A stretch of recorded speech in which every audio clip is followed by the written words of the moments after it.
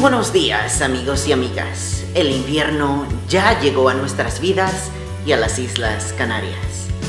Llega la Navidad y consigo un ambiente familiar, caluroso y sobre todo lleno de esperanza.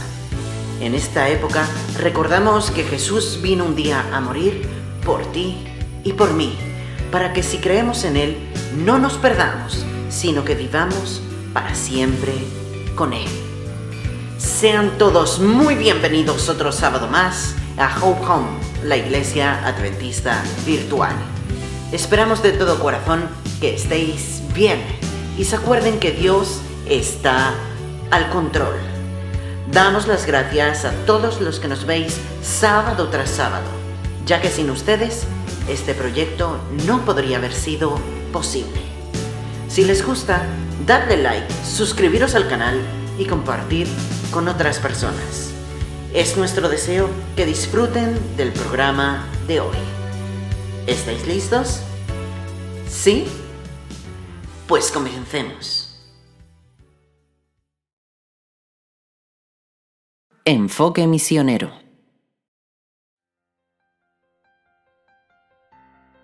Bueno, he oído que la iglesia habla de un plan llamado Yo Iré.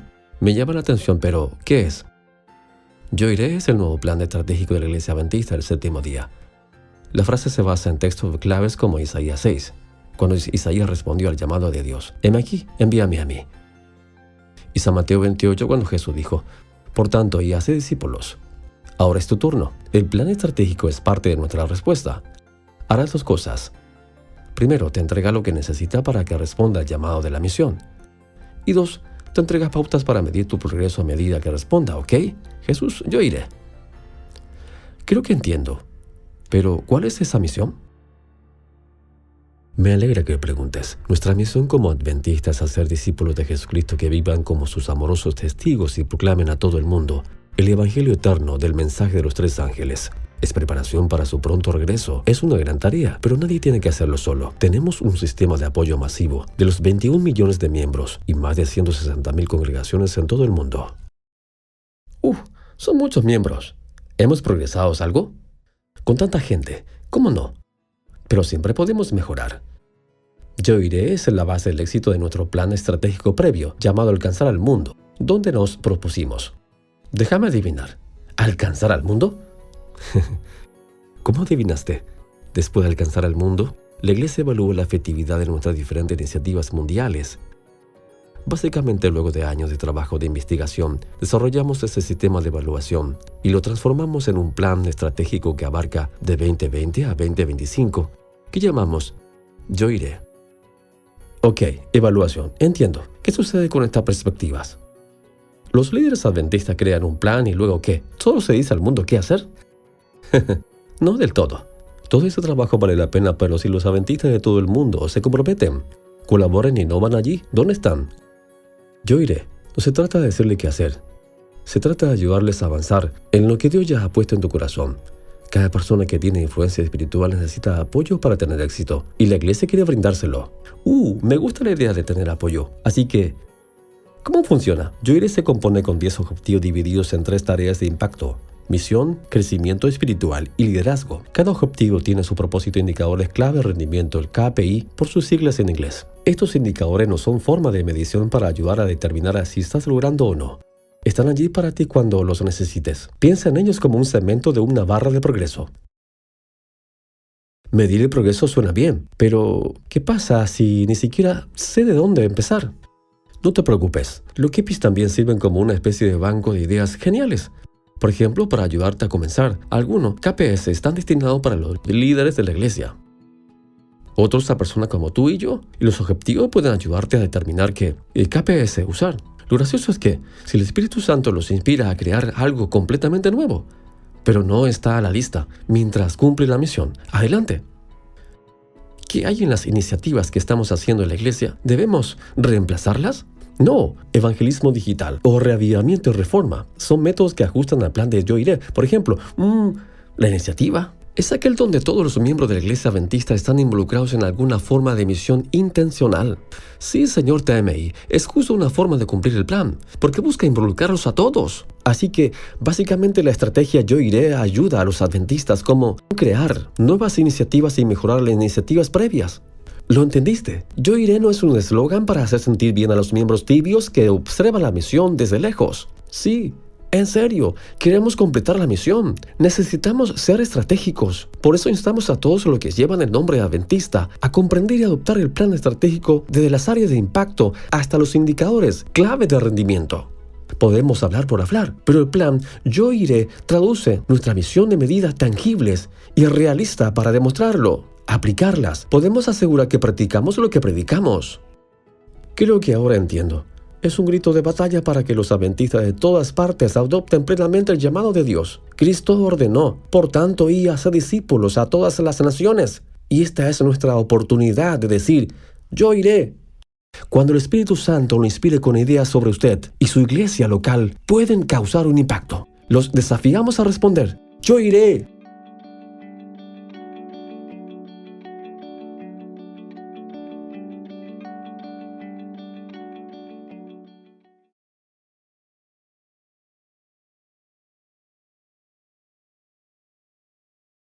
Momentos musicales.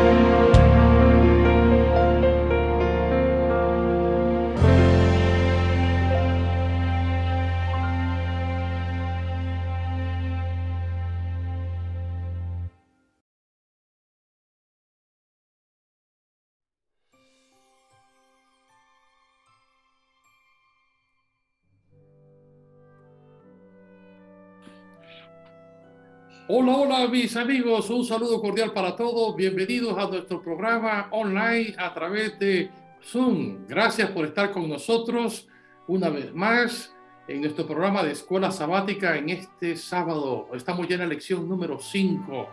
Nuestro título, Noble Príncipe de Paz. Estamos viendo al profeta Isaías, un tema apasionante, interesante, el profeta evangélico. Pero antes de empezar con la lección, quiero agradecer especialmente a las personas que van a participar hoy conmigo.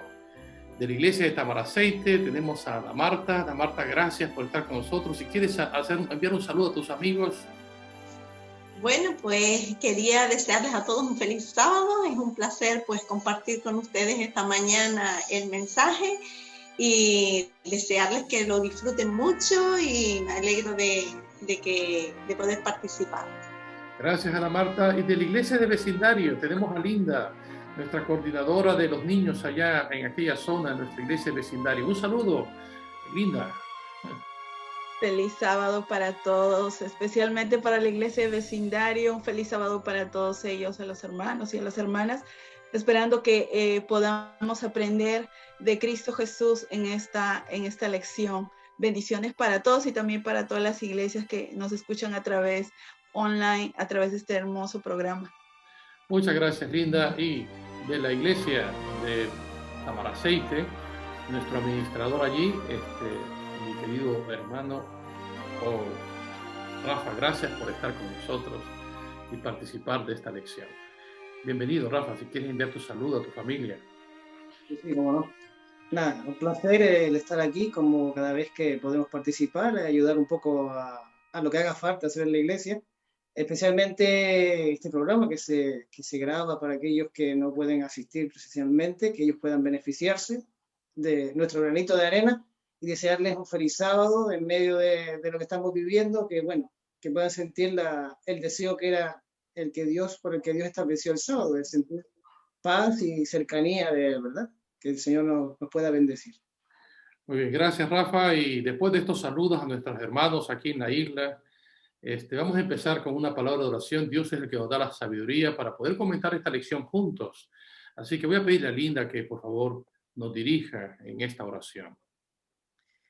Oremos, querido Padre, que estás en las alturas de los cielos. Gracias, Señor, porque en estos momentos, en este hermoso sábado, Señor, queremos pedirte que tú puedas impresionar nuestras mentes, nuestros corazones, para conocer más de ti, Señor, y aprender más de ti, más de tu palabra. Te pedimos que este programa sea de bendición y que sea para honra y gloria tuya. Te lo pedimos en el nombre precioso de Cristo Jesús. Amén y amén.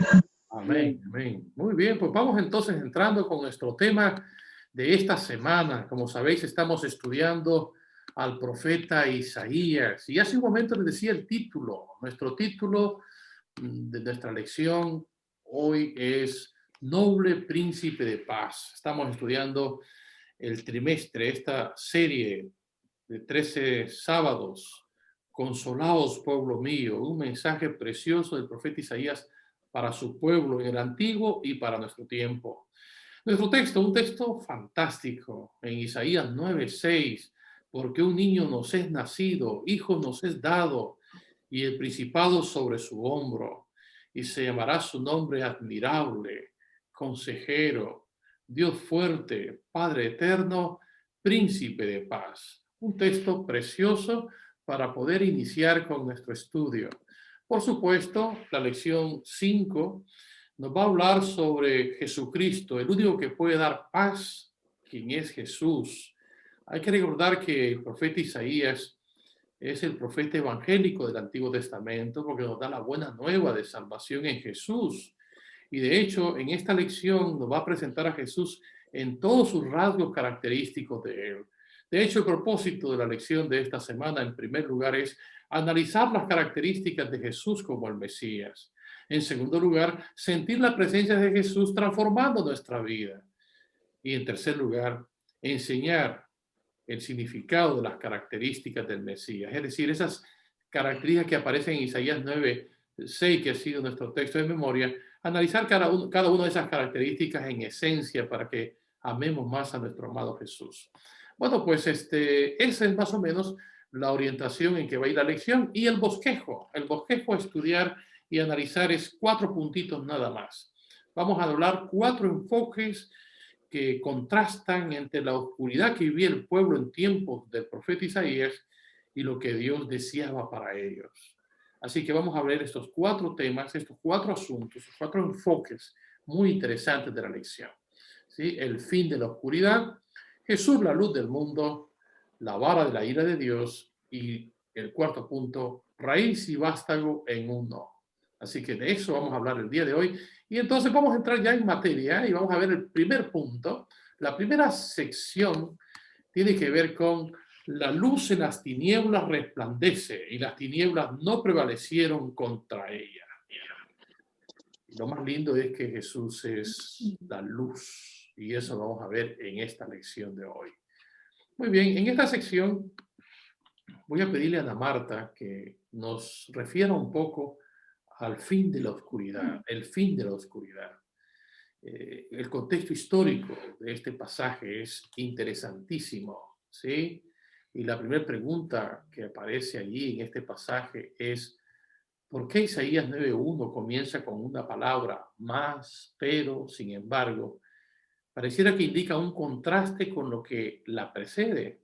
Eso es lo que te voy a explicar Ana Marta. Y ahora, la segunda pregunta, ¿quién utiliza a Dios para liberar a su pueblo? De acuerdo a Isaías 9, 6 y 7. Y luego, la última pregunta en esta sección, el fin de la oscuridad, es ¿cuándo y cómo se cumplió la profecía de Isaías 9, 1 al 5, paralelo a Mateo 4, 12 al 25, que es el Evangelio? Así que es un estudio interesante y Ana Marta seguramente nos dará una explicación histórica de este pasaje. Así que, Ana Marta, muchas gracias. Adelante. Es tu momento, tu tiempo para desarrollar esta parte de la lección. Bueno, pues para comprender bien la pregunta, vamos a irnos un poquito más atrás. Vamos a irnos al capítulo 8. El pueblo de Israel había sido conquistado por los asirios y uno de los primeros territorios en ser conquistado fue Galilea y la Transjordania y algunas ciudades del norte, y todas ellas quedaron como provincias del reino asirio. Todo esto sucedió pues por la desobediencia del pueblo. Y a pesar de las tremendas amonestaciones, de los consejos que el Señor les daba, de las advertencias, ellos en vez de poner su mirada en Dios, pusieron su mirada en su rey y siguieron los caminos de su rey.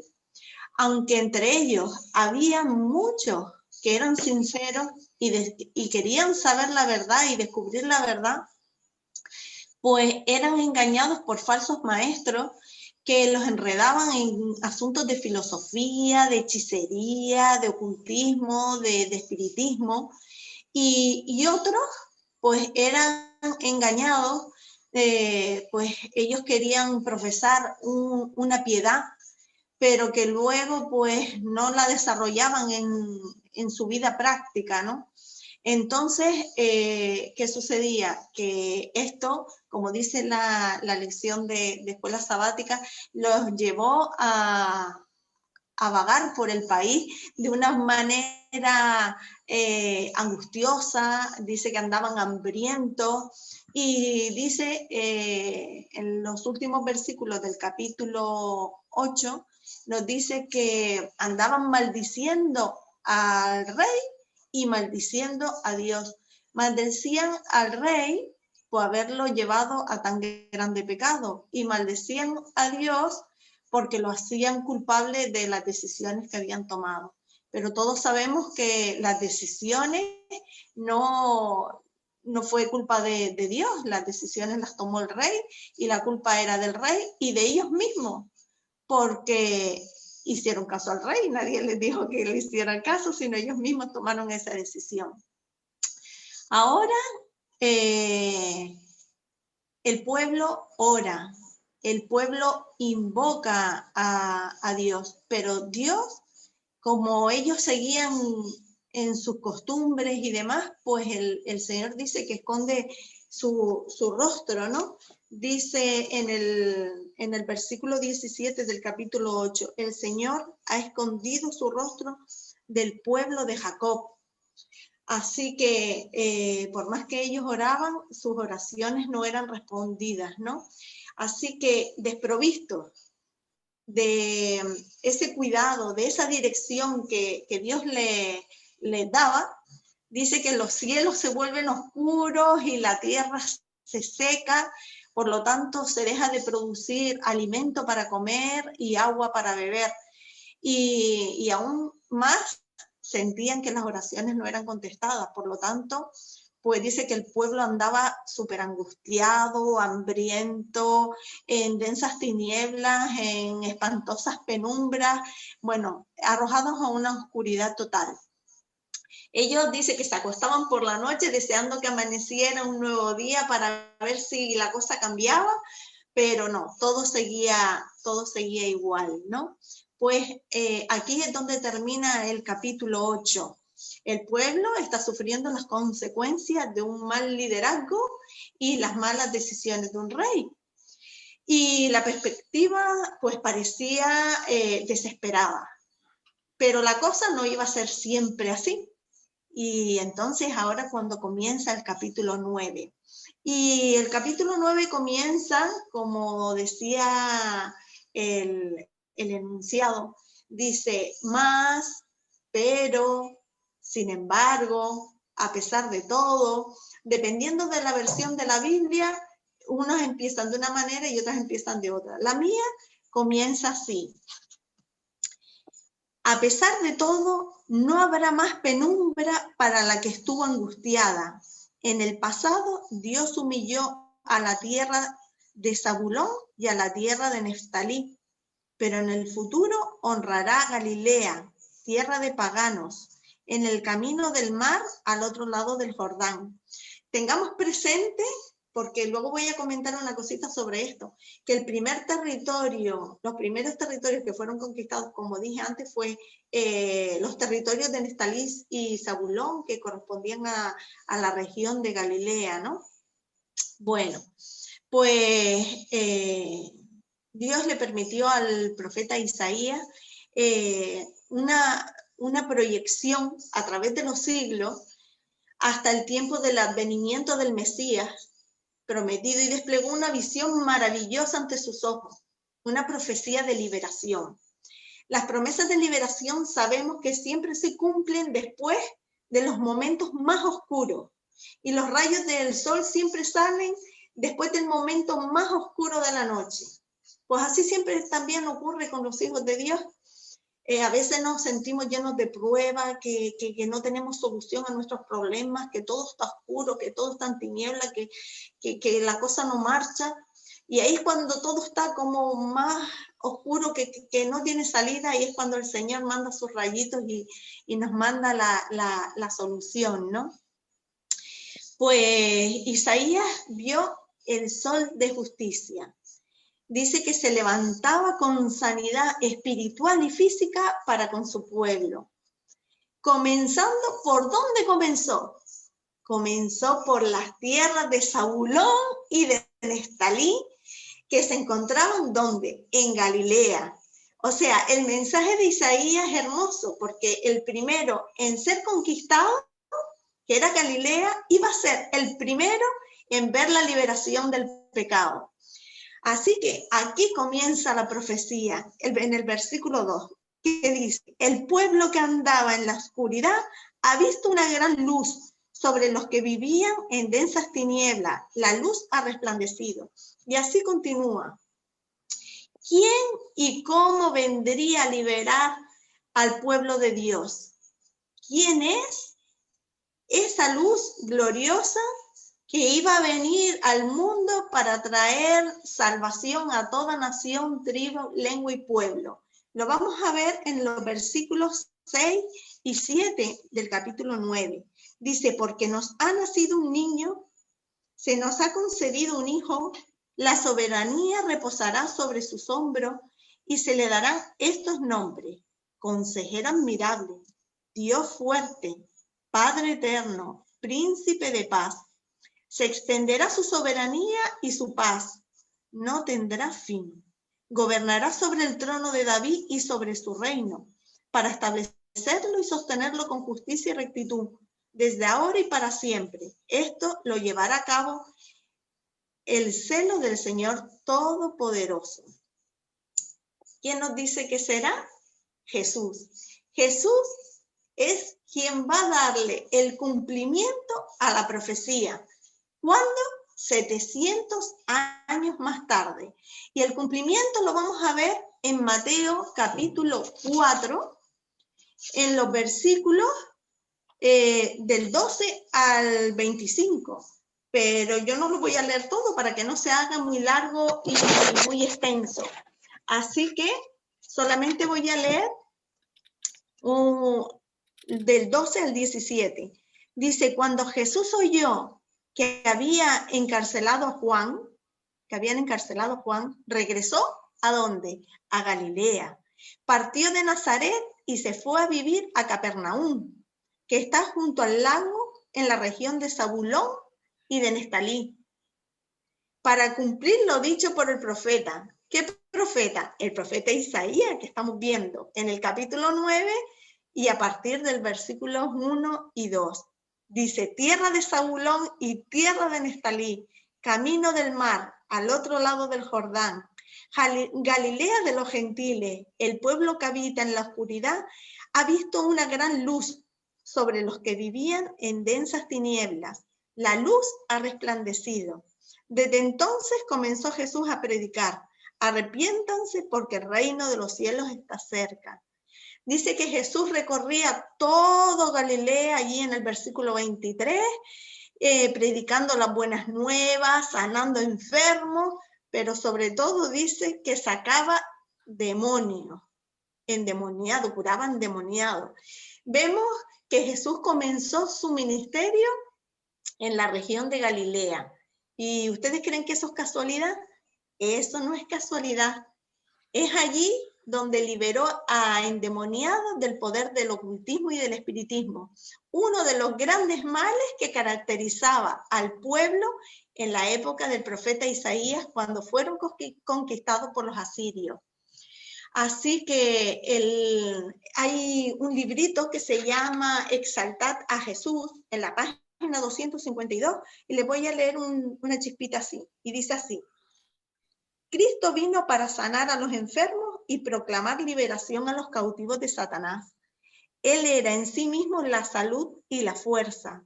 Impartía vida a los enfermos, a los afligidos, a los poseídos por los demonios. No rechazaba a ninguno que viniese para recibir su poder sanador. Sabía que aquellos que le pedían ayuda habían atraído la enfermedad sobre sí mismos. Sin embargo, no se negaba a sanarlo. Y cuando la virtud de Cristo penetraba en esas pobres almas, quedaban convencidas de su pecado y muchos eran sanados de su enfermedad espiritual, tanto como de sus dolencias físicas. Para ir terminando, quiero añadir una cosita más. Y es que yo siempre digo, cuando estudiamos la Biblia con otras personas, que el Antiguo Testamento no lo podemos obviar. El Antiguo Testamento está ahí por algo, ¿no? Muchas personas piensan que el Antiguo Testamento era para el pueblo de Israel, que era para el pasado, que fue abolido, que ya no está en vigor.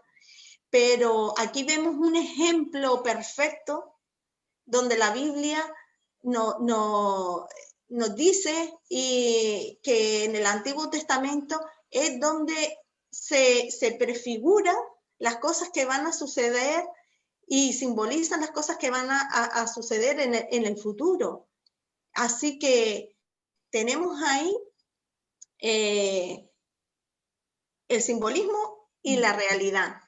Así que el Antiguo Testamento no lo podemos obviar porque en ellas se dan profecías que se van a cumplir luego y que nosotros tenemos que entenderlas. Otro ejemplo lo vemos en Mateo 24 con la destrucción de Jerusalén, que eso prefigura la destrucción del mundo al final del tiempo. O, por ejemplo, el libro de Jonás en el Antiguo Testamento. Dice que Jonás estuvo 3 días y 3 noches en el vientre del pez, así como estuvo Jesús 3 días y 3 noches en las entrañas de la tierra, o sea, en el sepulcro. o la serpiente que se le levantó en el desierto por Moisés, que simbolizaba que Jesús iba a ser levantado en la cruz, o el maná, que simboliza el alimento que comía el pueblo de Israel durante el peregrinaje antes de llegar a la Canaán terrenal. Pues así es ahora Jesús para nosotros, el pan de vida, ¿no? Así que ya, concluyendo y aplicando el mensaje, Jesús también nos ha liberado a nosotros del pecado y de la muerte, y nos ha traído, bueno, pues sanidad física y sanidad espiritual. El Evangelio posee hoy en día el mismo poder que entonces. Así que preparémonos para presenciar de hoy en adelante y en cada uno de nosotros los mismos resultados. Muy bien, pues muchas gracias. Me encantó esta presentación. A mí me gusta concretamente un texto que dice: el pueblo asentado en tinieblas vio gran luz, y los asentados en región de sombra de muerte, luz les resplandeció. Y cuando lo conectamos esto con Juan capítulo 1, cuando dice que Jesús era la luz, aquella luz verdadera que alumbra a todo el hombre, venía a este mundo. En el mundo estaba y el mundo por él fue hecho, pero el mundo no le conoció. A los suyos vino y los suyos no lo recibieron. Qué interesante. Gracias, Ana Marta, porque hemos visto la primera sección que tenía que ver con un mundo de tinieblas, finalmente vio la luz. Ahora bien, vamos a, y bien, qué bien que nos has explicado eso de Galilea, qué bonito, ¿verdad? Todo lo que hizo Jesús y su ministerio en Galilea. Pero tenemos que seguir, como bien lo has dicho, tenemos que seguir con la segunda sección. Y en esta sección voy a pedirle a Linda que sea ella que colabore planteándonos, pues, en esta sección a Jesús, que es la luz del mundo. Ya prácticamente le he adelantado un poquito, le he introducido un poco, pero lo ideal es que en esta sección pues nos hable de Jesús, que Jesús es ese personaje admirable, consejero, Dios fuerte, Padre eterno y príncipe de paz. Y aquí hay dos preguntitas que tienen que ver con un hijo que nos es dado. ¿Qué tiene de especial el niño que se menciona en estos versículos, en Isaías 9, 6 y 7? Y dado estos atributos, ¿quién solamente podría ser este niño? ¿Sí? Ya Ana Marta ha dicho algo al respecto, y es que las profecías del Antiguo Testamento tienen un doble cumplimiento. Probablemente tuvo un cumplimiento parcial en los tiempos de Isaías, y por supuesto tuvo su cumplimiento en el Nuevo Testamento con Jesús, pero Linda nos va a explicar mejor esto. Adelante, Linda. Bueno, yo quisiera primeramente leer, porque me voy a referir a este versículo, Isaías 9:6. Los hermanos que tengan y hermanas su Biblia lo pueden, Ana Marta ya lo leyó, pero me gustaría leerlo nuevamente, porque dice: porque nos ha nacido un niño, se nos ha concedido un hijo, la soberanía reposará sobre sus hombros, y se le darán estos nombres: Consejero admirable, Dios fuerte, Padre eterno, Príncipe de paz. Aquí está hablando de Dios, de Jesús, que se hizo hombre por voluntad propia, por amor, por misericordia al ser humano. Se hizo hombre por amor a nosotros. También nos dice: un niño nos es dado, ese niño nos fue dado del cielo. El Señor Jesucristo no se disfrazó de hombre, no tomó la forma del hombre con una ropa que se coloca y se quita como un disfraz. No, Él lo hizo porque vino de Dios, y por la eternidad será Jesucristo hombre, Él plenamente Dios y plenamente hombre. Porque cuando vino nuestro Señor Jesús a este mundo, Él hizo un pacto con su Padre, que no usaría sus poderes divinos, porque Él pudo haber usado, pero Él no lo hizo para nada, porque Él venía a ocupar el lugar del ser humano, y Él fue tentado en todo momento. Y quizá nosotros podríamos decir: bueno, Él venció la tentación porque era Dios, ¿no? Eso siempre es la explicación que todos nos damos, pero no fue así. Si Él usaba sus poderes divinos para vencer la tentación, Él estaba pecando, porque era hombre. Claro, pero recordemos el episodio, y este episodio a mí me encanta mucho, me encanta cuando Jesús estuvo en el desierto, Cuando Jesús estuvo allí en el desierto, el diablo, o sea, de una manera increíble, estuvo insistiendo mucho y lo tentó muchas veces. Si eres hijo de Dios, haz esto. Si eres hijo de Dios, haz lo otro. Y le insistió mucho. ¿Por qué? Porque una de las cosas es que él quería que él usara sus poderes divinos, ¿no? Pero él no lo usó. Él se sostuvo en su Padre. Él se sostuvo en la palabra de Dios. Y él lo que hizo fue decir, escrito está. Y yo la verdad, yo pienso y digo, una de las razones por las que Jesús vino a este mundo, una es que vino a morir por todos nosotros y otro, nos dio el ejemplo, un ejemplo maravilloso como este, que cuando nosotros estemos pasando por adversidades, por dificultades, nosotros también debemos ser, escrito está. Y esa es una de las razones bien importantes que Jesús quiere que nosotros aprendamos. Por su comunión con su Padre, él pudo vivir una vida de obediencia. Y al final de su ministerio, cuando vemos a Jesús, cuando estuvo en ese momento ya para que lo estaban juzgando, él dijo, bueno, si hay un pecado en mí, ¿no? Pero no había ningún pecado porque él fue perfecto. Y esa vida de obediencia y entrega, nosotros la podemos vivir. Y es el desafío que nosotros tenemos que hacer, comenzar y terminar nuestro día con Dios. Y otra cosa muy importante que a mí me gusta reconocer, porque es Jesús, una cosa especial, Jesús, es que era un hombre de oración. Era un hombre, o sea, y a mí eso es una cosa que me encanta de Jesús, un hombre de oración, que él estaba constantemente conectado a su Padre Celestial. Así que ese niño que nos fue dado es un niño, fue un niño especial y es un niño especial que nosotros siempre lo debemos recordar. Y una cosa que a mí me encanta es esta parte que nos hace reflexionar es primero su nombre admirable consejero. Si nosotros no sabemos, quizá en estos momentos nuestros hermanos, nuestras hermanas que nos están viendo, están pasando por alguna dificultad, quizá necesitan un consejo, quizá tienes que tomar alguna decisión, dirección, ve a quién, al consejero admirable.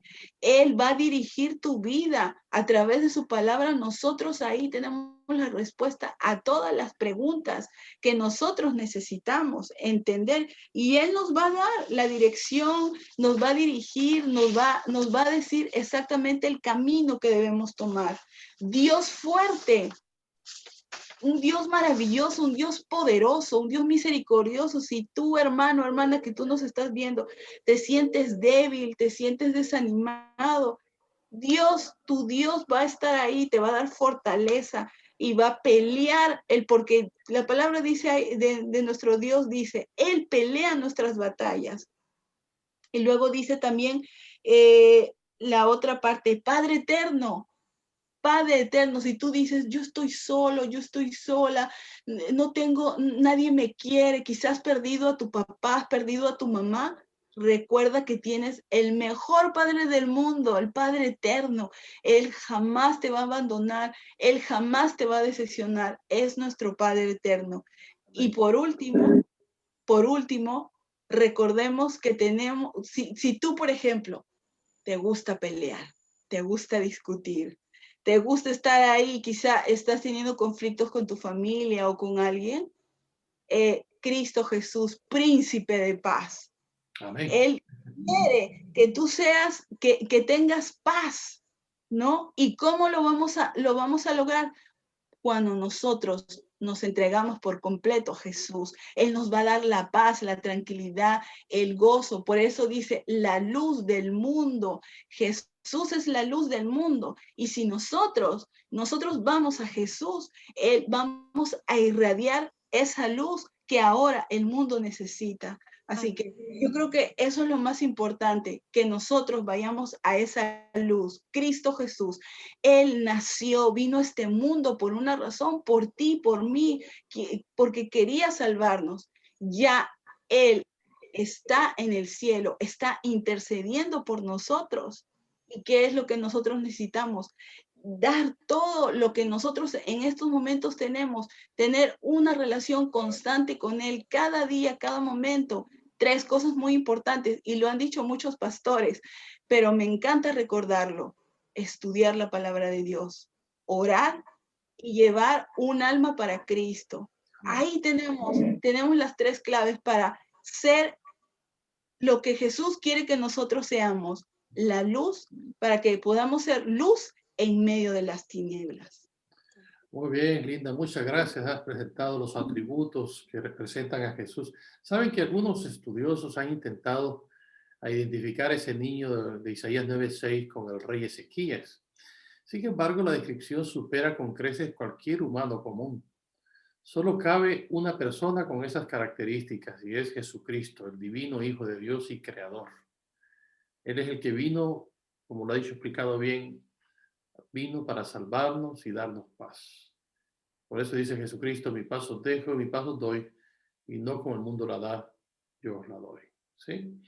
Pues muchas gracias, Linda. Un buen desarrollo de tu presentación, de esa sección. Vamos a la tercera sección y estamos avanzando en nuestro estudio. Y en la tercera sección, pues es Rafa el que va a trabajarnos esta tercera sección. Y esta sección es un poquito complicada porque nos va a hablar sobre la vara de la ira de Dios. ¿Sí? Hay que saber que Dios es amor, sí, en su esencia es amor, pero el amor de Dios no es compatible con el pecado. Dios tiene que actuar. Y bueno, pues vamos a ir a esta sección con algunas preguntitas. Cuando nosotros leemos los sufrimientos del pueblo de Dios, según muestran los versículos, y lo analizamos con las maldiciones de Levítico 26, 14 al 39, donde están todas las maldiciones que se presentan al pueblo de Israel, hay 2 preguntas claves. ¿Por qué castigó Dios a su pueblo por etapas y no de una sola vez? ¿Qué indica esto acerca de su carácter y sus objetivos? Y si leemos Isaías 9:8 hasta el 10:2, ¿de qué pecado era culpable el pueblo de Israel en los tiempos de Isaías? ¿Contra quién los cometió? ¿Quién es el culpable entre ellos? Es decir, esta sección es un poco analizar la historia en los pecados que incurrió la nación israelita en los tiempos del profeta Isaías. Y por esa razón se titula en esta sección, pues, la vara de la ira de Dios. Así que vamos a entrar entonces en materia para contestar esta sección. Y Rafa, es tu momento. Adelante, Rafa.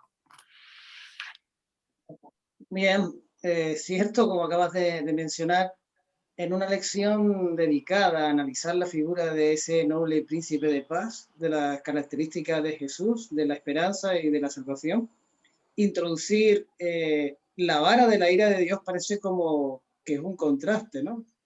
Entre la misericordia y la bondad que Dios mostró a través de Jesús, la vara de la ira de Dios. Y esto me trae a pensar que el temor a Dios, no el temor de Dios que dice Salomón, sino el temor a Dios, ha sido un instrumento usado por muchos siglos por alguna iglesia para mantener su poder, para dominar y doblegar tanto a gobernantes como a pueblos, y que ese temor del castigo de Dios predicado, ¿verdad?, ha sido una poderosa arma para ellos mantenerse en el poder durante mucho tiempo, concretamente 1260 años, dice la profecía de Daniel, ¿verdad? Ciertamente, este tipo de predicación del temor a los castigos de Dios ha hecho que mucha gente, por desgracia, ¿verdad?, acaben aborreciendo a Dios y todo lo que tiene que ver con la religión. Claro, pero como tú acabas de decir antes, Dios es un Dios de amor, un Dios de misericordia, y aún así Él no puede convivir y tolerar el pecado. Entonces, ¿cómo tenemos que entender la vara de la ira de Dios? Tenemos que entenderla en un sentido pedagógico, ¿verdad? La ira o el castigo que viene de parte de Dios tiene que ver con un propósito educador, formador, corrector de la actitud o de la conducta de su pueblo. Cuando nosotros leemos, como bien has mencionado, el capítulo 26 de Levítico, está dividido en dos partes, ¿verdad? La primera parte habla de las grandes bendiciones que Dios derrama o derramaría sobre su pueblo si ellos eran fieles al pacto, es decir, si ellos obedecían, guardaban sus preceptos y sus mandamientos. Y en la segunda parte habla de la contraparte, es decir, qué sucedería en el caso de que ellos decidieran no ser fieles y no cumplir lo estipulado en los mandamientos y en las ordenanzas de Dios. Pero vemos que cuando vemos el enunciado de Levítico, vemos como el castigo es como progresivo, podríamos decir. El pueblo se apartaba, ¿verdad? Y él enviaba una serie de castigos. El pueblo volvía a un poco, digamos que, a retener esos castigos. Pero el pueblo volvía a pecar y el siguiente castigo era un poco más fuerte. ¿Cuál era el propósito de Dios con respecto a estos castigos que él permitía que vinieran sobre su pueblo? No era otro que el que llamar la atención, hacerles ver hacia dónde se estaban dirigiendo, hacerles ver que su conducta a dónde los iba a llevar. Entonces vemos como los castigos van creciendo, aumentando en cuanto a los resultados. En el libro de Patriarcas y Profetas, dice Elena de White, dice, y acordábanse que Dios era su refugio y el Dios alto su redentor, pero no se volvían a Dios con un propósito sincero, aunque al verse atacados y amenazados por sus enemigos pedían la ayuda del único que podía librarlos, sus corazones no eran rectos con él, ni estuvieron firmes en su pacto. Pero Dios es misericordioso y perdonaba la maldad y no los destruía, y abundó para apartar su ira. El Señor realmente tiene un propósito cuando Él permite que suframos algún tipo de castigo, ya sea por nuestra conducta o ya sea sobre todo cuando es por nuestra conducta, ¿verdad? Y es que cuando nos encontremos, cuando tropecemos con el problema, seamos capaces de volvernos hacia atrás en la búsqueda de Dios. Hay otra pregunta que dice que de qué pecados era culpable el pueblo. Hay una lista ahí de pecados en el capítulo 9, ¿verdad? Pero yo me quedaría, en esencia, con lo que dice en el versículo 13, porque creo que eso es la raíz de todas las cosas. El pueblo no se convirtió al que lo castigaba, ni buscó a Jehová de los ejércitos. Y un poquito más arriba, en el versículo 9, perdón, en el versículo 10 dice, los ladrillos cayeron, pero edificaremos de cantería, cortaron los sicomoros, pero en su lugar pondremos cedros. Es decir, Dios los castigaba. Ese era el simbolismo de que los ladrillos cayeron. Pero nosotros, lejos de volvernos a Dios, lo que vamos a hacer es construir más grande, más fuerte. Ahora utilizaremos, dice, cantería. Cortaron los sicomoros, bueno, pues plantaremos cedros. Es decir, la soberbia, sabemos quién es el padre de la soberbia del ser humano, que no se humilla ante la vara de corrección de Dios, sino que se revela, para mí es la raíz de todos los problemas, porque Dios puede curar todo, pero la soberbia no nos deja ponernos en manos de Dios, que es el único que puede curarnos. ¿Cuáles fueron los pecados? Pues hay una lista ahí de pecados, pero para mí que todos tienen su origen en la soberbia, en no aceptar la reprensión de Dios, ¿verdad? ¿Quiénes son los responsables? Por supuesto, menciona a los dirigentes, a los responsables, los que tenían que educar al pueblo, pero también el pueblo responsable, porque como antes mencionaba Ana, ellos no tenían por qué hacer caso al rey, ellos tampoco tendrían por qué hacer caso a sus dirigentes si ellos no estaban conforme a la palabra de Dios. ¿Cómo podemos nosotros aplicar eso a nuestras propias vidas, verdad? Hay dos caminos por los que el cristiano sufre. Dice el apóstol Pablo que todo aquel que pretenda ser fiel y piadoso sufrirá persecución, pero también es cierto que por nuestros errores podemos sufrir problemas. Entonces, al igual que sucedió con Israel, al igual que sucedió con Judá, nosotros tenemos que examinar si lo que está sucediendo en nuestra vida es malo, es por nuestras propias decisiones o es porque el enemigo nos está atacando. Pero sea cual fuera la fuente del castigo, la fuente del problema, el resultado siempre debe ser el mismo: volvernos a Dios. Porque tanto si Satanás nos ataca, nuestra única salvaguarda es Dios, y si son nuestros propios errores los que están causando nuestros problemas, nuestra única salvaguarda sigue siendo Dios. Por tanto, creo que la vara de la ira de Dios no es más que un instrumento de corrección para que podamos volvernos nuestro rostro a Dios. Amén. Muy bien, muy interesante. Y es que a través de toda la historia, Dios permitió que el pueblo de Judá y de Israel experimentaran algunos resultados de su insensatez, la consecuencia de sus pecados. Y prácticamente, pues, Dios de alguna manera les trató de dar una oportunidad para que tomaran mejores decisiones. Sin embargo, ellos persistieron en hacer el mal, endurecieron su corazón contra él. Y los llamados que el Señor les hizo a través de sus mensajeros, los profetas, pues no fueron atendidos hasta que finalmente Dios tuvo que retirar su protección, ¿verdad? Y como tú lo has dicho bien, esa vara no es otra vara que es la vara de la disciplina, porque ellos continuaron rebelándose. Y este ciclo, si ustedes lo leen en el Antiguo Testamento, se repitió en un espiral cada vez más continuo y más descendente de parte de ellos, hasta que Dios no pudo hacer nada más por ellos, ¿verdad? Porque ellos sufrieron las consecuencias de su rebelión, Bueno, pues hemos llegado prácticamente al final, pero hay una pregunta última que quisiera que todos participaran, y tienen 2 minutos cada uno para participar en esta última sección, ¿sí? A lo sumo. En esta sección 4, pues habla de la raíz y vástago en uno.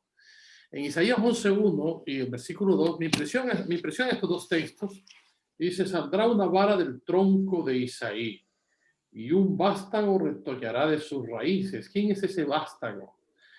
Me encanta el versículo 2, ese más precioso todavía. Dice: y reposará sobre él el espíritu de Jehová, espíritu de sabiduría y de inteligencia, espíritu de consejo y de poder, espíritu de conocimiento y de temor de Jehová. Así que es una pregunta súper interesante, la que tenemos a continuación. Las preguntas están ahí.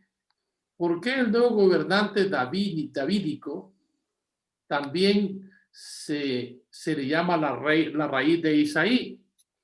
¿Qué sentido tiene esto? Y hay otra pregunta: ¿de qué manera el nuevo gobernante davídico revierte los efectos perversos del pecado y la apostasía? Así que, Ana Marta, 2 minutos para que contestes una u otra pregunta, o pues nos comentes algo para enriquecer ya la lección que estamos concluyendo, ¿sí? Estamos concluyendo esta sección, así que de favor, pues, por favor, coméntanos algo, luego Linda y luego termina Rafa. Bueno, me dejan a mí y bueno, espero ajustarme al tiempo, pero se me va solo, Bueno. Jesús, sabemos que dice según Isaías 11:10, es la raíz, ¿no? Y dice qué sentido tiene esto con Apocalipsis 22:16. Dice que es la descendencia de David, la raíz de Isaí. O sea, Cristo vino del linaje de David. Jesús estaba antes que ellos y estuvo después de ellos. Cristo fue el antepasado de David y también el descendiente de David. Es en este momento que aparece y lo que hace es revertir los efectos del pecado con su sangre y su muerte, y triunfa. Y en la segunda pregunta, ¿de qué manera el nuevo gobernante davídico revierte los efectos del pecado y la apostasía? Pues en la segunda parte, la primera vez vino para eso, para revertir el pecado con su muerte y derramando su sangre. Y la segunda vez viene a juzgar y a hacer justicia, a destruir el mal y a los impíos. y entonces comenzará su reinado, como dice el versículo 6 en adelante, y que juntará a su pueblo y se podrá vivir en armonía y bueno, siempre junto a él, ¿no? Será una monarquía fuerte, unida y eterna. Algo que me pareció muy, muy importante es que dice que no es de extrañar que la raíz de Isaí se levantará como una señal para los pueblos. Eso también es un símbolo de cuando Jesús es levantado en la cruz y dice que a todos atrae a sí mismo. La primera vez que viene, muere y atrae hacia sí a todos aquellos que le aceptan su sacrificio. Y la segunda vez viene para juntar a su pueblo, como dice en Daniel, en el capítulo 12, dice que será levantado Miguel, que es Jesús, y a todos atraerá, o sea, se levanta dos veces. Uno al principio para atraer a su pueblo, a todos los que lo aceptan, y al final al remanente para llevárselos a vivir una vida eterna. O sea que Jesús está antes y está después y estará por siempre. Muy bien, muy interesante. Linda, a ver si te ha dejado algo para comentar, Ana Marta, porque lo has puesto muy bien. Adelante, Linda. Bueno, no, yo solamente aquí daré mi punto de vista. Bueno, aquí se menciona a Isaías, al papá de David. Él era, dice, un agricultor siervo, y aquí Isaías se refiere a Jesús como el del linaje, como el vástago, ¿no? Se está refiriendo a su origen humilde, que dice en Isaías 53, ¿no? Nos habla que Jesús salió como un retoño que salió de una tierra seca. Y lo más hermoso de todo esto es que Jesús quiere ser el rey de tu corazón. Eso es lo que quiere, que nosotros vayamos a Él, porque Él quiere ser el rey de tu corazón. Y hay un texto que a mí me gustó mucho en Apocalipsis 22, 16, que nosotros lo podemos leer, y me gustó esta frase linda, preciosa, hermosa, maravillosa. Jesús, la estrella resplandeciente de la mañana. Amén, gloria a Dios. Eso me encanta, porque Jesús es la estrella que resplandece cada mañana en nuestra vida, cada mañana. Y luego la última pregunta, ¿de qué manera el nuevo gobernante davínico revierte los efectos perversos del pecado y la apostasía? Pues él piensa y actúa en armonía con el Señor, o sea, Dios y Jesús. Padre e Hijo están unidos en armonía, son uno. Juzga con justicia. Cuando Jesús vino a este mundo, Él fue justo y misericordioso. Y lo va a hacer cuando Él venga por segunda vez, también lo va a hacer. Castiga a los impíos y trae paz. Eso es lo que más me encanta de Jesús, porque Él siempre trae paz. Jesús fue y es paz para este mundo y vino a cambiar, porque cuando Él vino la primera vez, cambió totalmente todo. Fue una cosa, Jesús, la verdad que a mí me encanta la vida de Jesús, porque nuestro querido Jesús, nuestro Raboni, fue impresionante porque transformó completamente todo a este mundo, y lo mismo va a ser cuando venga por segunda vez. Él va a transformar y está transformando nuestra vida, ¿no? Cada día, cada instante, si vamos a Él, Él transforma nuestra vida. Así que alabado sea el nombre de Dios. Muy bien, gracias, Linda. Bueno, no sé, Rafa, si te han dejado estas chicas algo que comentar, porque ya con los dos comentarios está la respuesta muy bien. Adelante, Rafa. Podríamos decir amén y ya, ¿no? Concluimos. Bueno, una idea que me pareció interesante sobre lo de raíz y vástago en uno, ¿verdad? Los judíos tenían una visión, una idea del Mesías terrenal, ¿verdad? Un Mesías político, militar. Mientras que Isaías está transmitiendo aquí una idea de una visión de un Mesías especial. ¿Y por qué especial? Porque es raíz y vástago, raíz y rama, algo que está claro que está fuera del alcance del ser humano. Porque yo no puedo ser mi propio ascendiente, ni tampoco puedo ser mi propio descendiente. Yo soy yo, pero Jesús es el ascendiente de todos, de quien todos nacen, incluido David y su padre Isaí, y él sería quien nacería de David. Es algo que está fuera del alcance de los seres humanos. El Mesías es divino y humano. Y aunque participó de humanidad, deja bien claro que Él es antes que todo. Y como a la pregunta de cómo revierte las consecuencias del pecado, ¿verdad? Israel esperaba solamente liberación política, liberación material, pero Jesús va más allá. Jesús va a una liberación que solo Dios puede hacer, porque es la liberación del pecado, no de las consecuencias. A veces solo queremos ser liberados de las consecuencias del pecado. Libera de las consecuencias del pecado porque pagó el precio en la cruz, pero también quiere quitar el pecado de nuestros corazones porque el pecado nos hace daño. No simplemente porque nos quitará la vida eterna, sino porque el pecado en sí mismo ya es un problema. Y ese problema solo puede ser resuelto por ese Mesías divino humano. Amén. Excelente, bueno, pues muy buenas respuestas todos. Gracias por enriquecer este programa. Y es que, como dije hace un momento, el profeta Isaías exalta a Jesucristo, por eso se conoce el Evangelio del Antiguo Testamento de Isaías. Presenta a Cristo, que fue el antepasado de David y también el descendiente. Y bueno, pues vamos a concluir ya con nuestro estudio.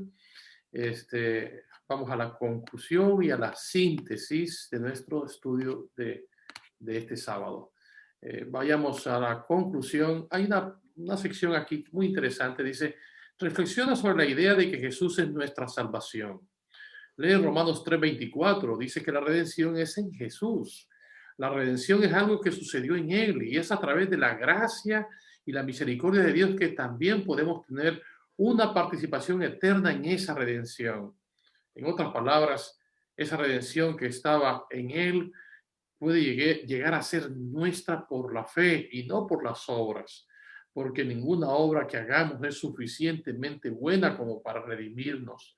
Solo las obras que hizo Cristo, que nos acredita por fe, puede producir la redención. Esta verdad, ¿en qué medida te da esperanza y seguridad de salvación? Especialmente cuando te sientes abrumado por tu propia sensación de indignidad. Qué interesante pensamiento esto. Recordar que somos salvos por la gracia de Jesús. Por gracia somos salvos, dice Pablo en Efesios 2:8, por medio de la fe en Jesucristo. Y esto es un don de Dios. Y a manera de síntesis, este pensamiento. En los días de Isaías, cuyo nombre significa salvación de Jehová, Dios le prometió a su pueblo remanente la salvación de la opresión que vendría sobre él como resultado de la apostasía nacional. Esta profecía de esperanza encuentra su máximo cumplimiento en Jesús, cuyo nombre significa el Señor es salvación. Que Dios nos ayude para que a través de esta profecía podamos entender que Jesús es nuestro Redentor y nuestro Salvador.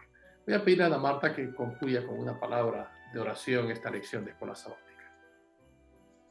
Querido buen Dios y Santo Padre, Dios del cielo y de la tierra, alabado seas porque grandes y maravillosas son tus obras. Gracias, Padre, por enviar a tu Hijo, admirable consejero, príncipe de paz, y traerlo a nuestras vidas. Gracias porque en Él tenemos salvación y vida eterna y nos hacemos de sus promesas para verdaderamente tener paz y sentirnos confiados. Gracias por tu amor infinito y gracias por el estudio de lección de esta semana que nos recuerda que solamente tenemos que poner nuestros ojos en ti, obedecerte y seguir en tus caminos. Gracias por todo, gracias por este ratito. Te lo pedimos y te lo agradecemos por la sangre preciosa y hermosa de tu Hijo amado Jesús. Amén. Amén, amén. Y una despedida, un saludo para todos mis hermanos. Gracias por haber estado con nosotros, nuestros hermanos en vecindario, nuestros hermanos en Ingenio, en Telde, en Tamaraceite y nuestra iglesia en Las Palmas. Un abrazo para todos y un saludo. Pueden despedirse mis amigos de ellos ahora. Un besito fuerte para todos. ¡Feliz sábado! Bueno, bendiciones. Buen sábado para todos. Y ahora continuaremos con una parte muy importante en esta mañana, la historia para los más peques de la casa.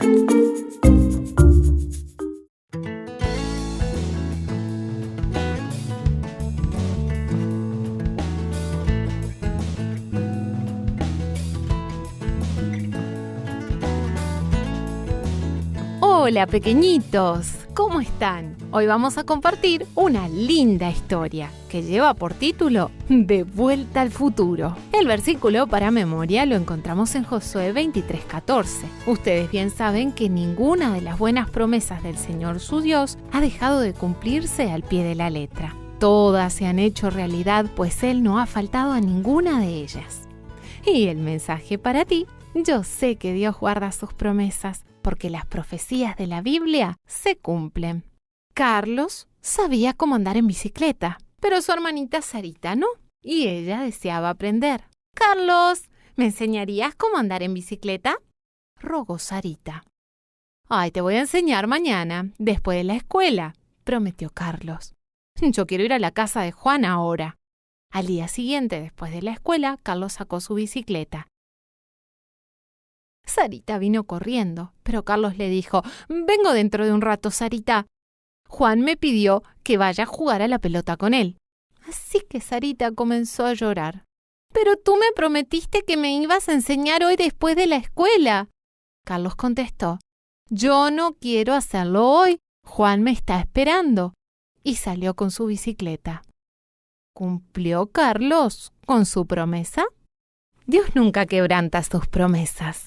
Él siempre ha hecho lo que prometió y siempre lo hará. Dios les prometió a los judíos un rey que les salvaría y les traería paz. Les dijo dónde nacería. De Belén saldrá el que será Señor en Israel, y sus salidas son desde el principio, desde los días de la eternidad. Esta promesa fue hecha 700 años antes de que sucediera en realidad. Entonces, 700 años después, nació un bebé en Belén. El nacimiento de este bebé fue anunciado por ángeles del cielo. Gente real escuchó a los ángeles con sus propios oídos. El padre de este bebé fue Dios. Fue indudablemente alguien cuyo principio era desde los días de la eternidad. Él era Emmanuel, que significa Dios con nosotros, y salvaría a su pueblo de sus pecados. Dios cumple sus promesas. Miqueas, el profeta, dijo que el Señor apacentará con poder a su rebaño, y su grandeza alcanzará hasta los fines de la tierra.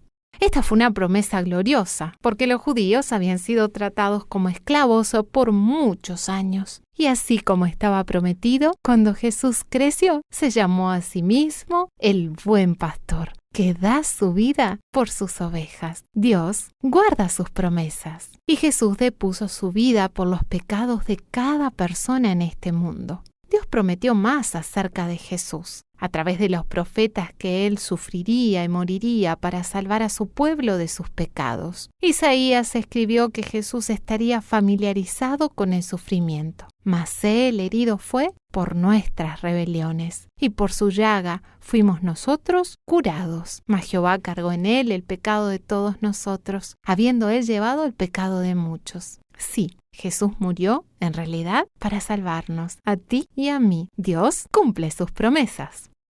Un sábado, cuando Jesús estaba en la sinagoga, fue invitado a leer la Biblia de aquel tiempo, los rollos. Leyó acerca de una promesa de Isaías. Dios ungiría a alguien para predicar buenas nuevas a los pobres, proclamar libertad a los prisioneros y devolver la vista a los ciegos. Todos escuchaban atentamente. Entonces Jesús enrolló el libro, se lo alcanzó al ministro y habló: «Hoy se ha cumplido esta escritura delante de vosotros». Estaba diciendo claramente: yo soy la persona que les fue prometida. Esta promesa se ha cumplido. Ahora estamos en nuestro tiempo, el tiempo del fin. Estamos esperando que se cumplan las últimas promesas de Dios, las promesas más dadas por los ángeles justo antes de que Jesús regresara al cielo. ¿Y recuerdas esta? Vendré otra vez y os tomaré a mí mismo, para que donde yo estoy, vosotros también estéis. ¿Sí? Todas las otras promesas de Dios en la Biblia se han cumplido, y esta también se cumplirá. Nosotros podemos creer en esta promesa, porque Dios guarda todas sus promesas. Jesús vendrá otra vez.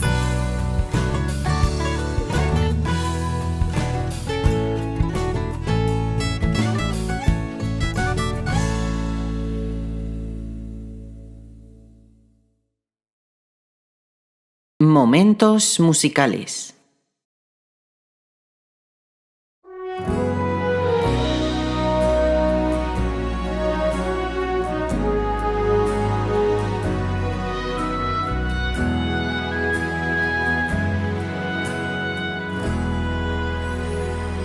Hoy en tus manos entrego aquí mi vida, pues en tus manos yo puedo así confiar. Te doy mis luchas y mis temores, te doy mis miedos y mis dolores.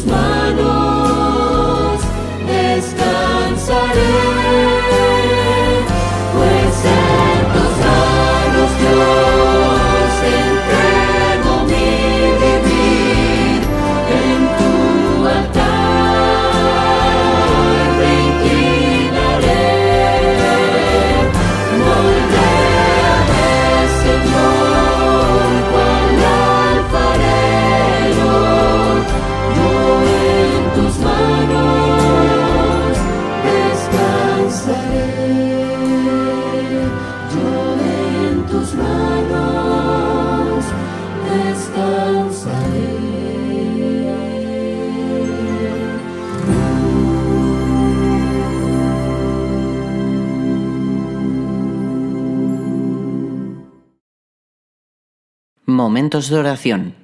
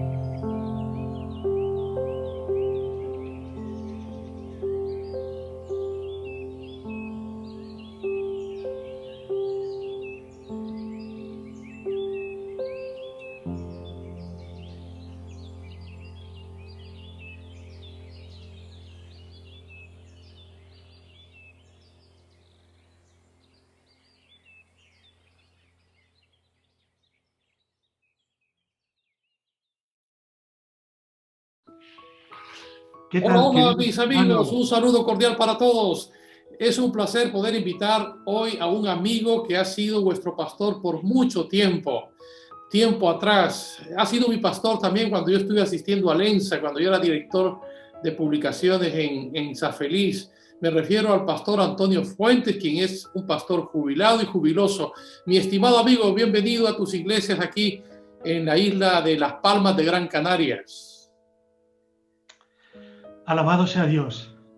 Y bueno, pues les dejo Esta es con... la ventaja de hacerse uno viejo, que tiene muchos amigos por muchos sitios, por muchos lugares, Claro y que ya sí. tiene una cierta andaduría por el mundo y deja un pedacito de corazón aquí y otro allá, y en todas partes está un poco repartido.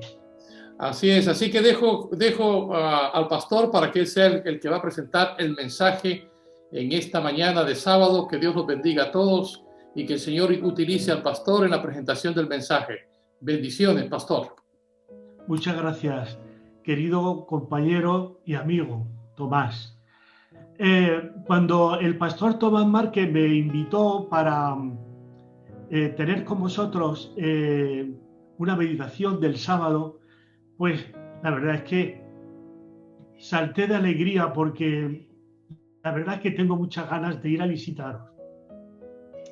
Desde que salí de Las Palmas de Gran Canaria, solamente una vez he vuelto a Las Palmas.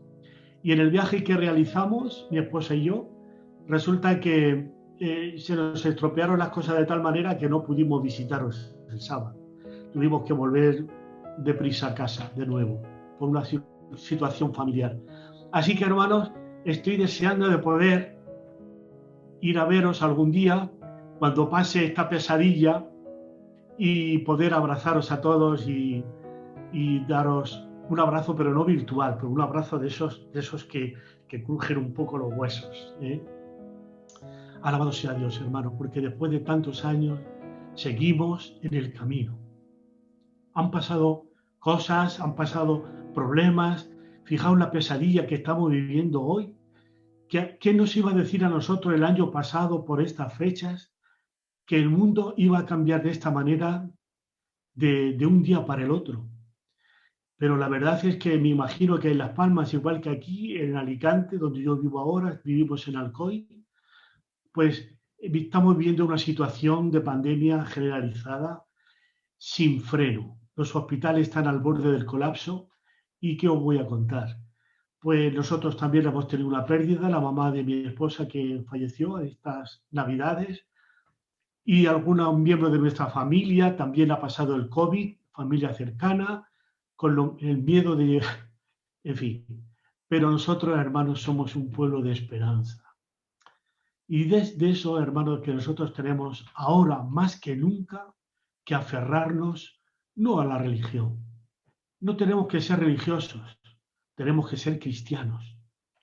Tenemos que aferrarnos al Señor Jesucristo, que Jesucristo sea para nosotros un Dios real, personal, que está con nosotros caminando todos los días, y Jesús dijo, hasta el fin del mundo.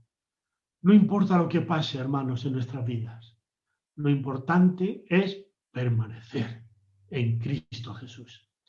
Y es de eso, queridos hermanos, que yo quiero hablaros en esta mañana, en los minutos que tenemos. Tampoco se trata de ser demasiado largo. Primero porque yo no me llevo muy bien con estos temas de la televisión y de la informática. Me encuentro un poco raro aquí delante de vosotros sin veros, sin ver vuestras reacciones y vuestros gestos. Pero al mismo tiempo también porque es conveniente, porque una vez con el pastor nos enrollamos, ya al final se corta la atención y nos vamos a otras cosas. Vamos a lo nuestro, queridos hermanos. Quisiera que leyerais conmigo los 6 versículos del Salmo 126. El Salmo 126 es un salmo precioso que tiene como sentido fundamental el salmo de la restauración. Dice el texto lo siguiente: cuando Jehová hiciere volver la cautividad de Sión? Seremos como los que sueñan. Entonces nuestra boca se llenará de risa y nuestra lengua de alabanza. Entonces dirán entre las naciones: grandes cosas ha hecho Jehová con estos. Grandes cosas ha hecho Jehová con nosotros. Estaremos alegres. Haz volver nuestra cautividad, oh Jehová, como los arroyos del Negev. Los que sembraron con lágrimas, con regocijo segarán. Irán andando y llorando el que lleva la preciosa semilla, mas volverá a venir con regocijo trayendo sus gavillas. Vamos a hablar de los sueños. Todos los mamíferos sueñan, absolutamente todos. Algunos dicen que dormimos para poder soñar. Pero claro, no es de esos sueños de los que yo me quiero referir, sino del sueño que Dios tiene para nosotros. ¿Cuál es nuestro sueño? ¿Qué sueño tiene Dios para su pueblo y para sus hijos? Los apóstoles parece que tenían que dormir mucho, porque Jesús con frecuencia los encontraba durmiendo en los momentos de la mayor necesidad. Ojalá que el Señor no nos encuentre a nosotros durmiendo en estos momentos, cuando todo anuncia, tanto la tierra, el mundo, la naturaleza, la sociedad, todo anuncia que el Señor está a las puertas. Queridos hermanos, tenemos que hablar de nuestro sueño, de ese sueño que nos ha traído hasta aquí. Quiero deciros que me acuerdo de todos vosotros como si fuera ayer. Hay algunos hermanos que descansan en el Señor y otros que todavía estáis en el camino. Dios os bendiga, queridos hermanos. No dejéis el camino nunca. Hay que seguir llorando, como dice el texto, a veces, sembrando con lágrimas, pero volveremos a venir con regocijo trayendo nuestras gavillas. ¿Cuál es el sueño de Dios para nosotros? ¿Qué os parece? Hay una cosa que a mí me llama mucho la atención, y es que el Señor es como un GPS, que cuando nos equivocamos nunca nos critica, sino que nos dice: la próxima a la derecha, en la próxima rotonda tome la segunda, en la próxima intercesión. El Señor siempre nos anima. ¿Por qué? Porque Él dice que tiene pensamientos de paz, pensamientos de amor, para darnos el fin que esperamos. Yo sé cuáles son mis pensamientos acerca de vosotros. Y esto es muy importante, hermanos. El Señor tiene sueños maravillosos para ti y para mí. El sueño de Dios es verlos salvados por la gracia, por la sangre de su Hijo amado, vernos redimidos en la tierra nueva. Dice el Señor que cuando eso suceda, será como cuando soñamos. Y yo estaba pensando, digo, sí, es que lo que ahora estamos viviendo es como si fuera una pesadilla. Y ahí se cumple la paradoja de Dios. La paradoja de Dios es que las cosas que se ven son temporales, pero las que no se ven son eternas. Queridos hermanos, este tiempo tiene que ser un tiempo para nosotros de preparación, un tiempo para repasar nuestros estudios bíblicos, un tiempo para buscar al Señor, un tiempo para velar y orar y prepararnos para encontrarnos con el Señor cara a cara en las nubes del cielo. Hay personas en este mundo que su sueño, pues es un sueño, desgraciadamente para la mayoría de las personas que nos rodean, es un sueño materialista. El sueño de una vida mejor, una sociedad del bienestar. A veces muchas personas emigran para encontrar una vida mejor para sus hijos, que tenemos derecho a tenerla. Pero hermanos míos, no tenemos que poner nuestra mirada en las cosas temporales, en las cosas que nos rodean, sino poner nuestra mirada en nuestro galardón, en el reino de Dios que viene y que viene pronto.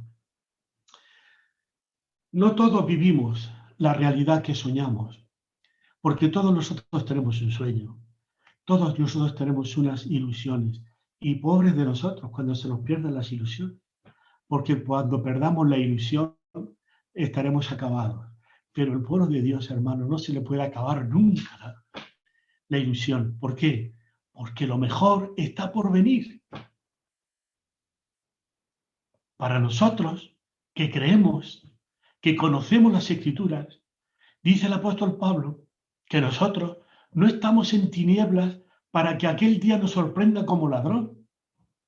Lo mejor está por venir, hermanos. Y eso tiene que ser nuestro leitmotiv. Es decir, nuestra motivación para vivir el día a día de la mano de Jesús, haciendo el bien, mal por mal, sino haciendo el bien y ayudando a las personas de alguna manera, compartiendo nuestra bendita esperanza, nuestra ilusión. Cuando nuestro sueño simplemente es un sueño material, ese sueño tiene muy poca consistencia, porque vemos, queridos hermanos, que todo lo material puede desaparecer en un momento. Puede desaparecer todo. Nuestra salud, nuestros amigos, nuestra familia, todo puede desaparecer. Por eso yo os invito, hermanos, que nos remontemos con los ojos de la fe para mirar por encima de las nubes, para mirar por encima de esta pesadilla que nos envuelve al mundo entero, para contemplar la bendita y bienaventurada promesa y esperanza que nos anima y que nos trae hasta aquí, y es la venida de nuestro Señor Jesucristo.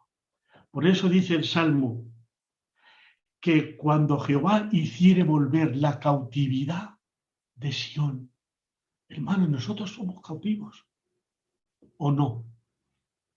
Estamos cautivos en este mundo. Estamos cautivos del mal, estamos cautivos del pecado, estamos cautivos de tantas cosas, pero eso no será así para siempre. El Señor ha prometido que esta cautividad volverá. El Señor vino para salvar a su pueblo, a su iglesia, y dice que cuando Dios, Jehová, el Dios eterno, haga volver de la cautividad a Sión, seremos como los que sueñan. Igual que ahora tenemos esta pesadilla tremenda, el Señor dirá, será un sueño que no nos podremos ni imaginar. Será como los que sueñan. Nuestro corazón, nuestra lengua se llenará de alabanza y nuestra boca se llenará de risa, porque el Señor finalmente cumplirá las promesas como lo ha hecho en el pasado. Para otros, los sueños pueden ser sueños de una ideología, como le pasaba, por ejemplo, pues, a unos filósofos y hombres de Estado que esperan arreglar el mundo precisamente por los esfuerzos, y tenemos que orar por ellos, hermanos, por nuestro gobierno, por los gobiernos del mundo, para que esta pandemia pase y para que nosotros aprendamos la lección durante esta pandemia y nos preparemos para el gran pregón que tenemos que dar cuando el Espíritu Santo sea derramado con la lluvia tardía y el mundo se ilumine con la gloria del ángel que descenderá del cielo. Queridos hermanos, tenemos que prepararnos como las vírgenes, con un buen depósito de aceite en nuestras lámparas, para que el Señor cuando venga no pueda decirnos, no os conozco, no sé quién sois.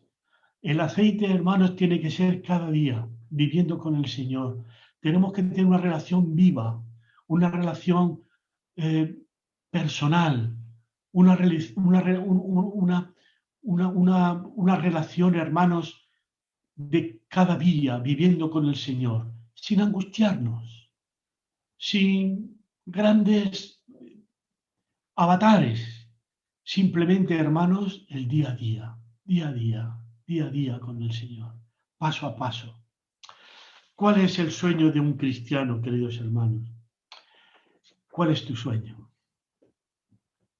Yo no sé cuál es tu sueño, pero yo sé cuál es el mío. Y el de mi esposa que me está escuchando, está aquí a mi lado, me está escuchando también. Mi sueño, nuestro sueño es ver a Jesús cara a cara.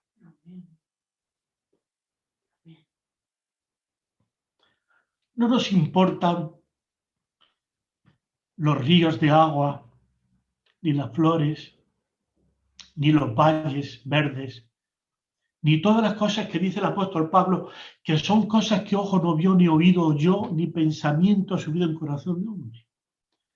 Para mí lo más importante es ver a Jesús. Porque cuando tenemos a Jesús, lo tenemos todo. Nada nos faltará. Él es nuestro pastor y nada nos ha de faltar. Queridos hermanos, vivimos en un mundo de dificultades, en un mundo lleno de problemas, de tensiones, de incertidumbre económica, ¿qué va a suceder? Mi trabajo, mi familia, mi salud, la de mis seres queridos, ¿qué sucederá? ¿Tendremos? ¿No tendremos? No tendremos, hermanos míos, que estar preocupados y angustiados para eso, porque el Señor siempre ha provisto para la necesidad de su pueblo en la esclavitud y en el desierto, siempre. Cuando el pueblo de Israel salió de Egipto, caminaba hacia lo imposible. Delante el mar, detrás los egipcios, el desierto, no hay pan, no hay agua, y luego la conquista. Dios nos manda que vayamos siempre hacia adelante, hacia lo imposible. Dios nos pide siempre que caminemos a lo imposible. Y es que, hermanos míos, el pueblo de Dios tiene que ser un pueblo de soñadores. Un pueblo que vive y que camina por la fe y no por la vista. Un pueblo que está aferrado firmemente a la mano del Señor Jesucristo. Porque nada, nada, nada de lo que el Señor ha dicho ha fracasado, ha mentido o ha faltado a su palabra. Nada, hermanos. Os desafío a que encontréis un texto que diga lo contrario. Todas las palabras que el Señor ha dicho siempre se han cumplido. Y yo que sé Dios, hermanos, espero que vosotros también. Y os invito a que seamos un pueblo soñador, un pueblo que camina por la fe, confiando en el poder de Dios, no en las cosas materiales. No, hermanos míos, en que será así o será así. El Señor ha dicho que estará todos los días con nosotros hasta el fin del mundo, porque habrá un fin. Esto no será así para siempre. El apóstol Pedro en 2 de Pedro capítulo 3, versículo 10 en adelante dice que todas estas cosas han de ser deshechas, que la tierra y sus obras serán quemadas. Y puesto que todas estas cosas han de ser deshechas, ¿cómo no debemos andar en santa y piadosa manera de vivir, apresurándonos y preparándonos para la venida de Dios? Estando en espera de estas cosas, dice el apóstol Pedro, sed hallados en él sin mancha y en paz. Pero nosotros, dice el apóstol, esperamos, ¿qué esperamos, hermanos? ¿Cuál es nuestro sueño? Un cielo nuevo y una tierra nueva en los cuales habitará la justicia. Estando pues en espera de estas cosas, procurad con diligencia ser hallados por él irreprensibles, santos, preparados, en paz, esperando a nuestro Señor. Y mientras tanto, hermanos, tenemos que tener una espera activa. ¿Cómo activa, hermanos? Hay tantas formas de hacerlo. Electrónicos, tenemos WhatsApp para hablar a muchos amigos, mandarle mensajes de esperanza. En medio de esta pandemia es una oportunidad, hermanos, que tenemos maravillosa para compartir nuestra fe en un mundo que está seco de amor, seco de esperanza, seco de perspectivas. Si leemos lo que dice la noticia, lo que dicen la gente, los científicos están buscando vida en otros planetas porque piensan que esto se vaya al traste, pero nosotros sabemos cómo va a terminar todo. El profeta Daniel, que estaba cautivo en Babilonia, tenía un sueño también. ¿Qué sueño tenía Daniel? Cada mañana abría su ventana para orar. Daniel era un hombre que velaba y oraba, leía las Escrituras y tenía su esperanza puesta en la promesa de Dios. Cada día abría su ventana porque su sueño estaba en la Jerusalén. Y a través de esa Jerusalén, la Jerusalén terrenal, el Señor le dio visiones maravillosas de la Jerusalén celestial. Y le dijo a Daniel, Daniel, que sepas que en los días de estos reyes, cuando las cosas estén así y así y así, el rey, el Dios del cielo establecerá un reino que no será jamás destruido. Ni ese reino pasará a manos de ningún hombre, sino que Dios mismo dirigirá ese reino y será un reino que permanecerá para siempre. Daniel 2:44, leer el texto es precioso. Queridos hermanos, no quiero alargarme mucho. Estoy feliz de poderme dirigir a vosotros. Sé que muchos de vosotros lo estaréis pasando mal, como nosotros también, y muchos hermanos de aquí de la iglesia de Alicante y de Alcoy, porque tienen familiares en el hospital, algunos de ellos graves. Hemos perdido recientemente también un pastor entre nosotros, el pastor Víctor Argiri.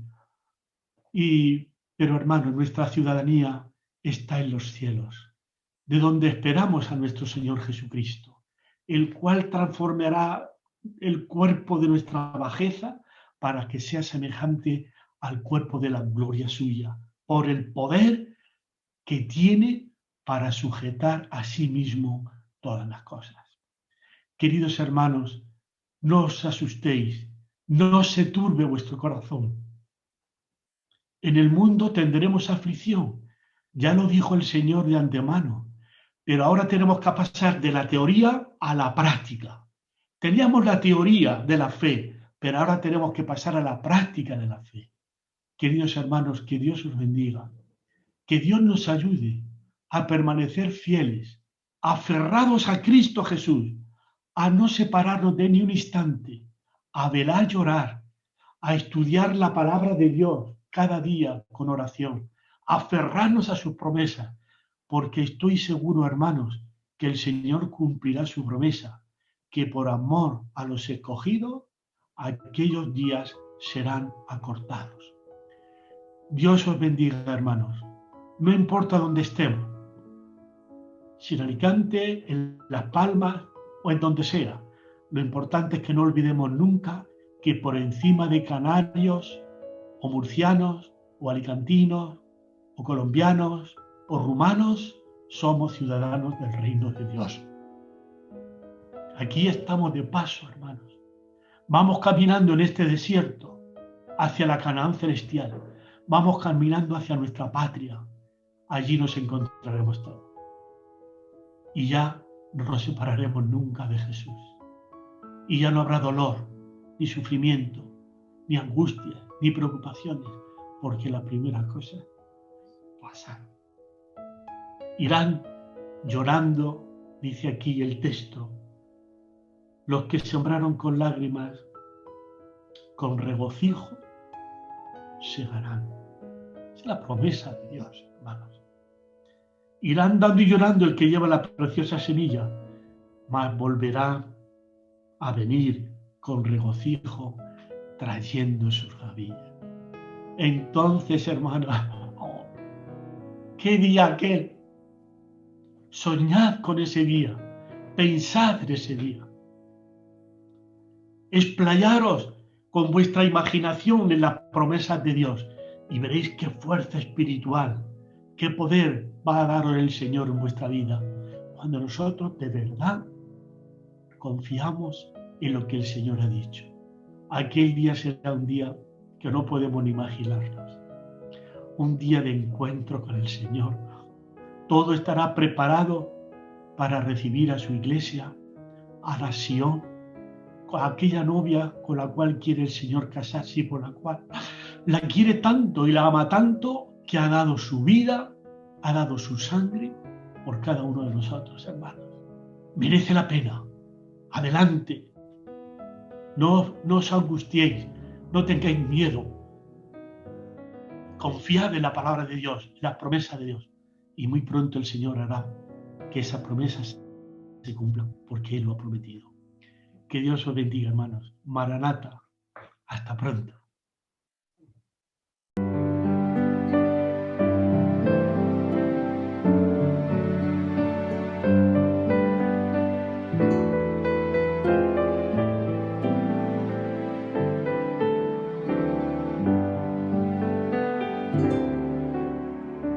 Padre amado, te agradezco por tus planes, grandes sueños tienes para mí. Tú me guías por las sendas de esta vida, a tu lado nada faltará. Yo te amo más que a todo. Si estoy débil, tú eres fuerte y a mi lado estás.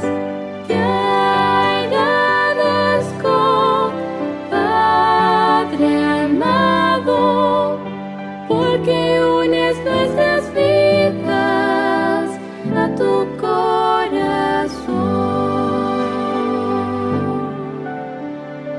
Padre amado, te agradezco por tus planes, grandes sueños tienes para mí. Tú me guías por las sendas de esa vida, a tu lado nada faltará. Yo te amo más que a todo. Si estoy débil, tu gran fuerza nunca fallará. Por tu gracia te imploro que transformes